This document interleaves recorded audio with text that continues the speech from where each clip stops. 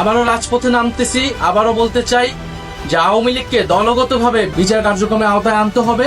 আওয়ামী লীগের রাজনীতি নিষিদ্ধের দাবিতে আজ শুক্রবার ঢাকায় বিক্ষোভ সমাবেশ করবে জাতীয় নাগরিক পার্টি। দলটির ঢাকা মহানগরের উদ্যোগে শুক্রবার বিকেল ৩টায় জাতীয় মসজিদ বায়তুল মোকাররমের দক্ষিণ গেটে এই বিক্ষোভ সমাবেশ অনুষ্ঠিত হবে। সেই আওয়ামী লীগের ব্যানারে আওয়ামী লীগের লোকেরা এই বাংলাদেশের মাটিতে এখনো মিছিল করার সাহস পায় এবং এই অন্তর্বর্তী সরকারের পক্ষ থেকে তেমন দৃশ্যমান উদ্যোগ নেওয়া হয়নি এই আওয়ামী লীগকে নিষিদ্ধ করার বা আওয়ামী লীগের বিচার কার্যক্রমকে দৃশ্যমান করার। সর্বস্তরের মানুষকে বিক্ষোভ সমাবেশে যোগ দিতে বৃহস্পতিবার রাতে সামাজিক যোগাযোগ মাধ্যম ফেসবুকে নিজের ভেরিফাইড পেজে একটি ভিডিও বার্তা দিয়েছেন দলটির আহ্বায়ক নাহিদ ইসলাম।